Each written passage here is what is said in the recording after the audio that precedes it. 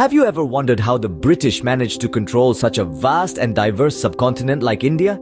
A place brimming with various cultures, languages and traditions, yet somehow falling under the grasp of a foreign power. It's a question that has puzzled historians and scholars for decades.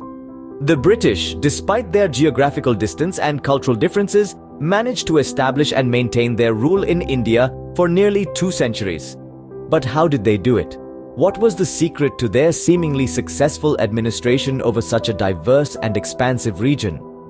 The answer is not as simple as one might think.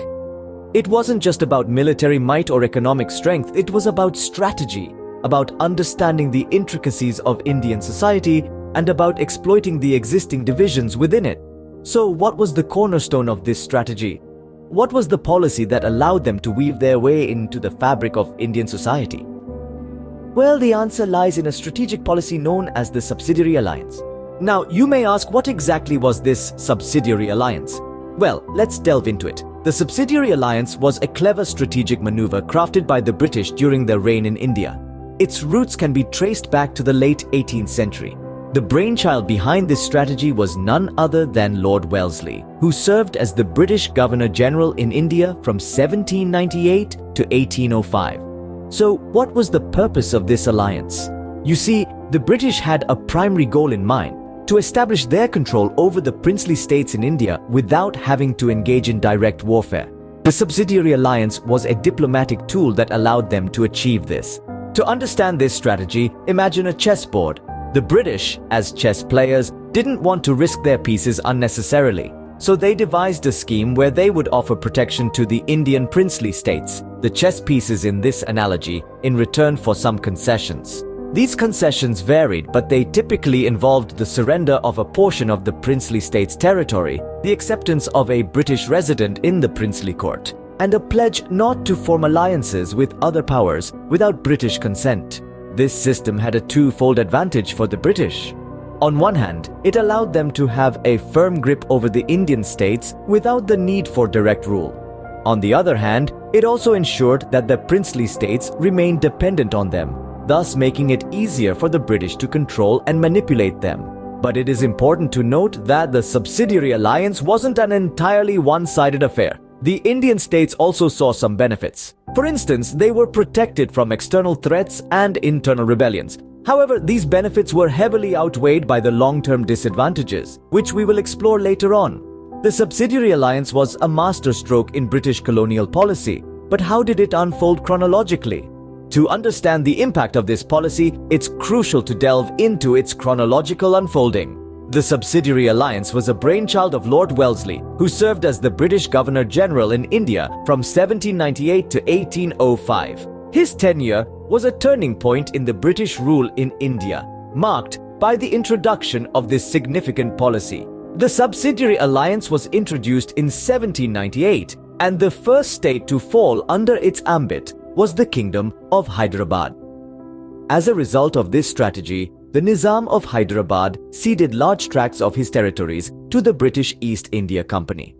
In return, the British promised to protect Hyderabad from any external aggression, particularly from the French. The year 1801 saw the Kingdom of Awadh joining the Subsidiary Alliance, mainly to secure its borders from the Marathas.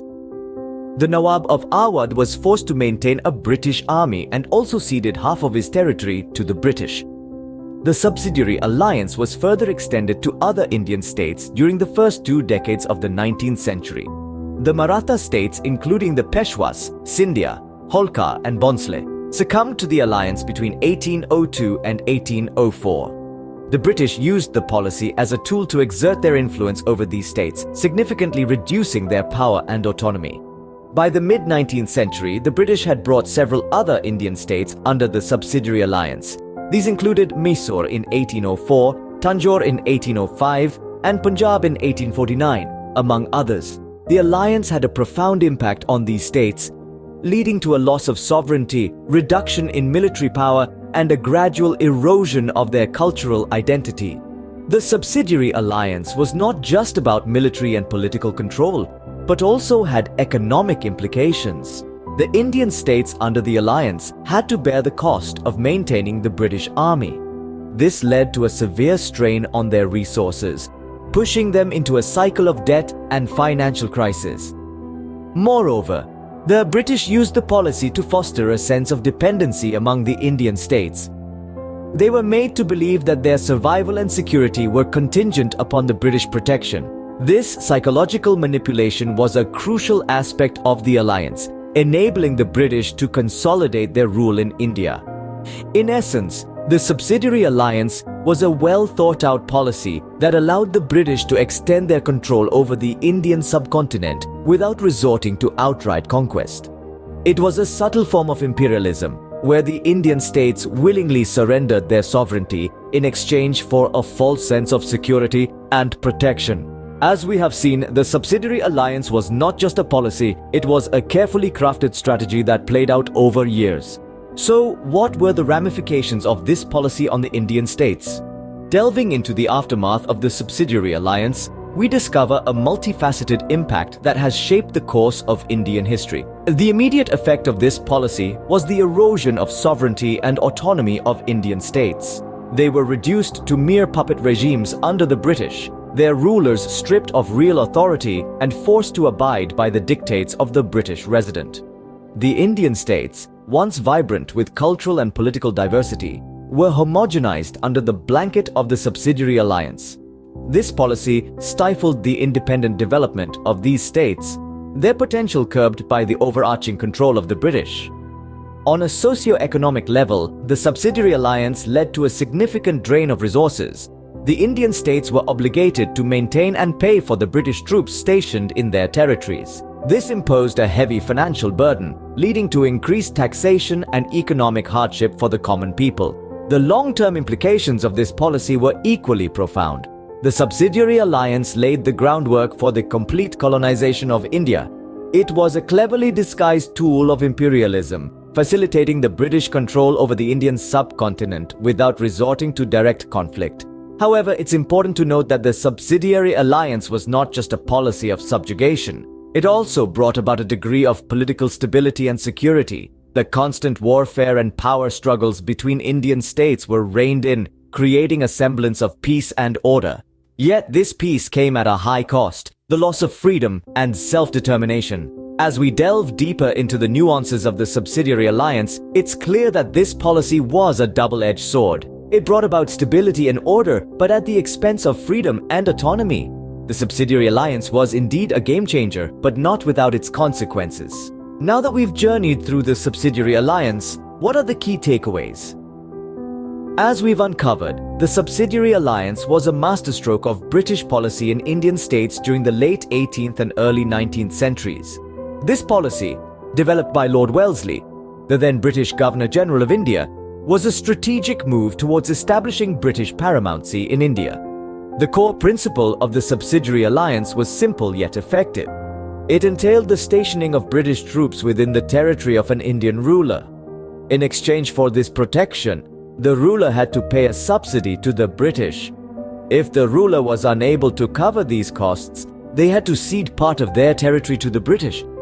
This policy was a win-win for the British, allowing them to extend their control while also securing their borders against potential threats. The implementation of the Subsidiary Alliance was a mixed bag. On one hand, it helped maintain peace and order in the region, provided the British with a ready and paid military force, and reduced the chances of a united rebellion against them. However, it also led to the erosion of the sovereignty of Indian states, loss of administrative control, and a sense of resentment among the Indian rulers and their subjects. The impact of the Subsidiary Alliance was far-reaching and long-lasting. It paved the way for the British to become the paramount power in India, reducing the Indian rulers to mere puppets. It also led to the political and economic downfall of many Indian states, significantly altering the socio-political fabric of the country. In conclusion, the Subsidiary Alliance was a crucial instrument in the British colonial machinery. It was a prime example of their policy of indirect rule, where they exerted control without overtly taking over the administration. It was a policy that was as ingenious as it was impactful, forever changing the course of Indian history. The Subsidiary Alliance, a policy that was as ingenious as it was impactful, forever changed the course of Indian history.